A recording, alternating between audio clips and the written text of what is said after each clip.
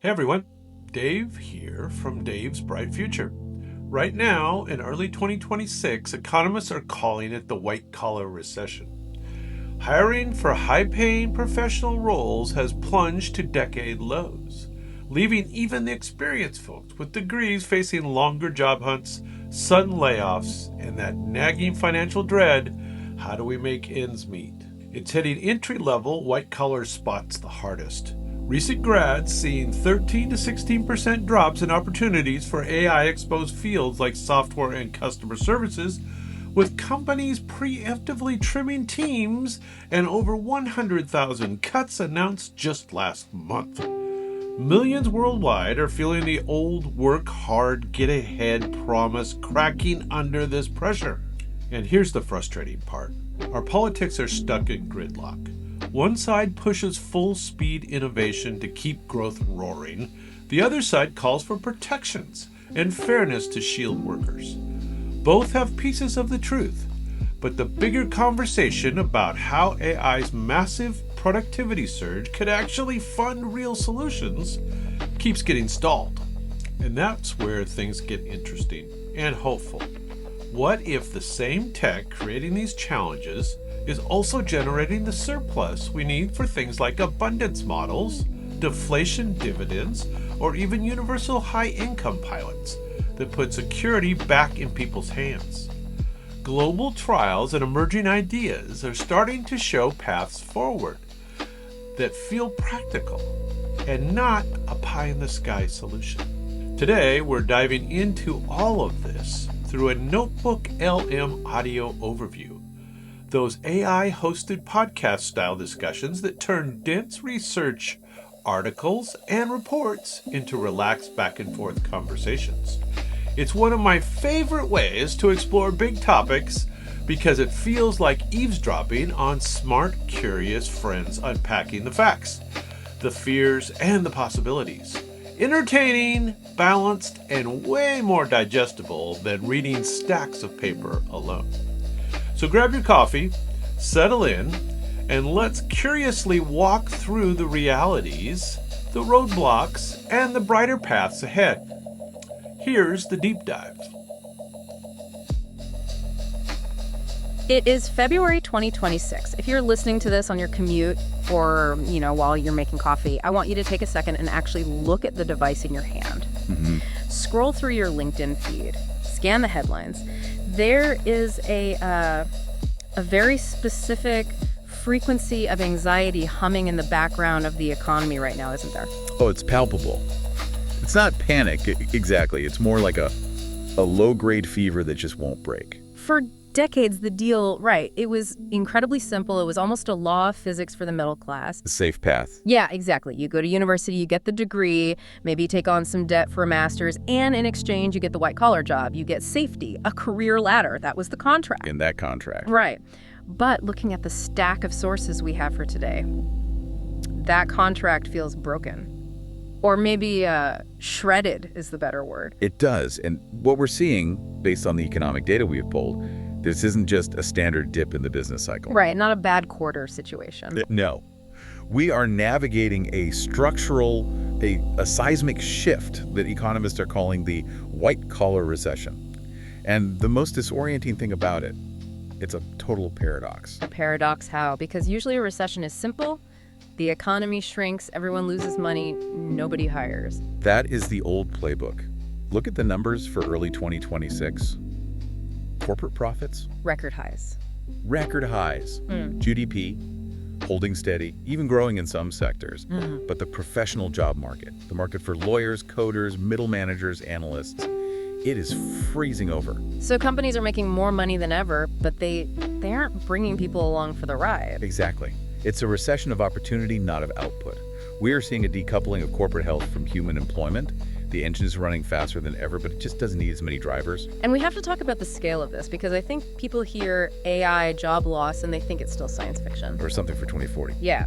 But we're looking at data from Goldman Sachs here. They estimate generative AI has the potential to replace the equivalent of 300 million full-time jobs globally. Which is, that is a staggering number on its own. That's the population of a large country. But here's the kicker, and this is why everyone we know is anxious. Their analysis shows that 2/3 of those jobs Are in the white-collar sector. Yeah. This isn't robots on an assembly line replacing a welder. This is algorithms in an office replacing the person who sends the emails. And that's the mission for this deep dive. We aren't just going to doom scroll through the employment stats. We need to talk about the solution that has moved from, fringe philosophy to the center of the economic debate. Universal basic income, or UBI? UBI. Is it a utopian fantasy, or is it the only floor that holds up in this new AI age? That's the question. Yeah. Because if the mechanism for distributing wealth jobs is breaking down, we have to look at how we keep the economy circulating. Let's start with the problem before we get to the solution. Yeah. Help me understand this white-collar recession, because for the last 40 years, the narrative was always that automation comes for the blue-collar worker. The factory arm replaces the human arm. That was the assumption. We thought physical labor was easy to automate and thinking was hard. We got it backwards. We got it completely backwards. We are witnessing what the sources call cognitive commoditization. Cognitive commoditization. Okay, break that down. It sounds like something a consultant charges you 50 grand to say. It does sound academic, but the reality is brutal. Think about what a specialized professional actually does. Analyzing legal precedents, building financial models. Writing standard Python code, the stuff you pay $300 an hour for. Right. But those are cognitive tasks. They are rules-based information processing. Generative AI turns those expensive, specialized, scarce tasks into cheap, scalable digital services. And when the cost of thinking drops to near zero, The premium on your intelligence drops with it. one of the sources, a breakdown from a financial channel, used the example of the junior analyst, the entry-level grinder at an investment bank or a law firm. I think we all know someone who did that gig. Oh yeah, this is the canary in the coal mine. Historically, that job was the golden ticket. You get in, you work 80 hours a week doing the grunt work. Due diligence, scanning thousands of contracts. Formatting slide decks. It was miserable, but it was the apprenticeship. And now, Now an AI agent does that grunt work in seconds. And it doesn't complain, and it doesn't need sleep. the data backs this up. We saw reports that some top law firms have cut entry-level hiring by nearly 25%. Right. But this creates a secondary problem, doesn't it? If you don't hire the juniors to do the grunt work, how do they ever become seniors? That is the knowledge gap risk. You can't just 3D print a senior partner who understands the nuance of negotiation. They need those 10 years of reading contracts to develop judgment. So if AI does the reading, The human never develops the intuition. it's almost like we're eating the seed corn. The sources called it cannibalizing the talent pipeline. We're prioritizing short-term efficiency, cutting costs today by sacrificing the long-term development of human expertise. There's an analogy in the notes that I loved. The London taxi driver. Yes, the knowledge. For those who don't know, to be a black cab driver in London, you used to have to memorize every single street and route in the city. It took years of study. A badge of honor. Absolutely. And it guaranteed a high wage because it was a scarce skill. If you needed to get somewhere fast, you needed that guy's brain. And then GPS happened. Right. Suddenly, anyone with an Uber app could navigate London just as well as the guy who studied for 5 years. The skill was devalued overnight. And that is exactly what is happening to the lawyer who memorized case law or the coder who memorized syntax. The barrier to entry has just collapsed. And this creates a profound inequality. A huge one. It isn't just that people are losing jobs, it's that the value of their labor is dropping towards zero, while the value of the capital, the AI software itself, is skyrocketing. So you have a massive split. The people who own the AI get richer. And the people who used to do the work get squeezed. Which brings us squarely to the solution on the table. If the market won't pay you for your labor, the argument goes, the government must cut you a check. Universal basic income. Okay, UBI 101. Let's get our definition straight because people throw this term around loosely. So pure UBI is defined as a regular cash payment to all citizens. And here are the two critical conditions. Yeah. It is unconditional and it is universal. Unconditional, so no drug tests, no must be looking for work requirement. No means testing. You breathe, you get paid. Precisely. No. Whether you're a struggling artist or a hedge fund manager, you get the same check. Now, politically, this is where it gets weird. Usually, economic policies split neatly down the left and right, but UBI has this strange bedfellows quality. Oh yeah, You have progressives cheering for it, but then you look over and there are hardcore libertarians nodding along. it's the horseshoe theory in action. The extremes, me in the middle. Explain the left's view first. That seems intuitive. It's a safety net. Right. From a socialist or progressive perspective, UBI is a tool for redistribution. It's about poverty alleviation. It's a direct transfer of wealth from the winners of the AI economy to everyone else to ensure nobody falls through the cracks. The floor beneath which no one can fall. Exactly. Okay, that tracks. But then you have right. I mean, Milton Friedman, the godfather of free market capitalism, was a fan of a version of this. Why would a libertarian want the government handing out cash? Because they hate bureaucracy more than they hate handouts. Think about the current welfare system. It is a massive, complex machine. You have food stamps, housing vouchers, unemployment insurance. Each has its own administration, its own rules. Its own caseworkers. Yeah. It has traps, right? Exactly. The welfare trap is a huge issue for economists. If you're on benefits and you take a low-paying job, you often lose more in benefits than you gain in salary. It effectively taxes you for trying to work. So the libertarian says, fire the bureaucrats, scrap the complex programs, and just cut everyone a single check. It fosters individual autonomy. You decide how to spend the money. Not the government telling you you can buy bread but not hot food. Exactly. It decouples income from labor, which, if we accept the premise that AI is breaking that link between working hard and surviving, becomes a necessary economic floor. Okay, so the theory sounds nice. Everyone gets money, nobody starves, bureaucrats get fired. But we actually have data on this. It isn't just a thought experiment. Not anymore. We have trials from Kenya and Finland. Let's start with Kenya, because the results there were pretty striking. The Kenya experiment, run by the nonprofit Give Directly, is one of the most robust longitudinal studies we have. They didn't just drop cash once.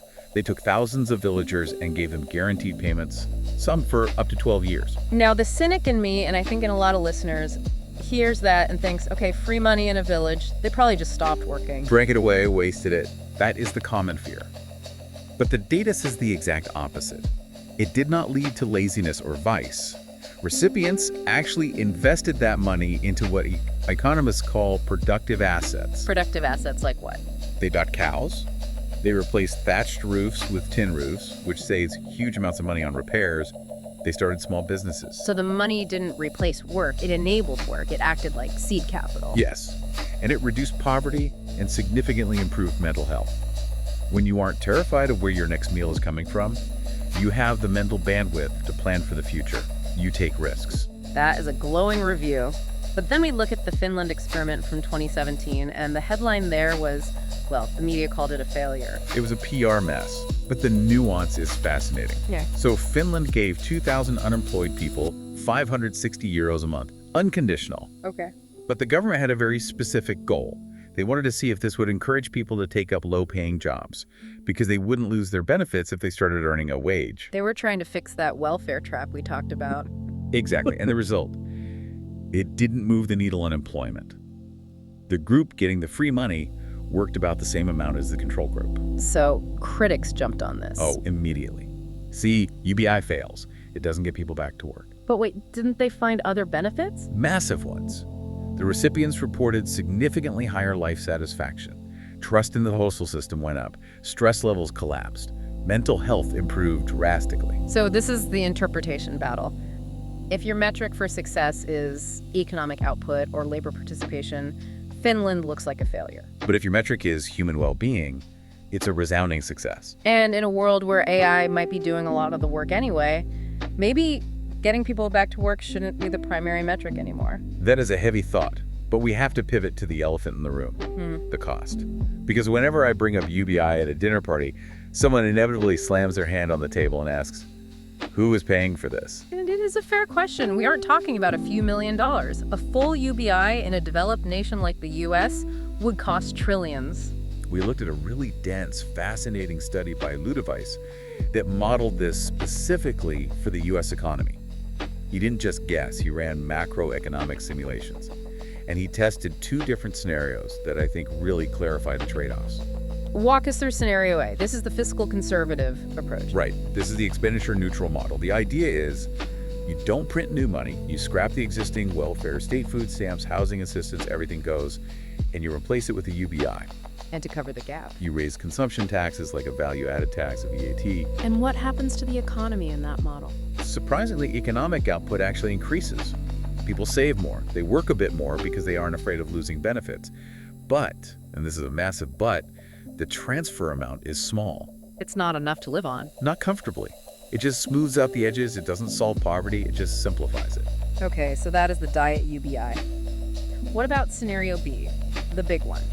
The Andrew Yang style, $1,000 a month for every adult. That requires massive tax hikes. In the model, the consumption tax had to jump by nearly 20 percentage points. Yeah. We're talking about doubling the cost of sales tax, effectively. And the result? The economy contracts.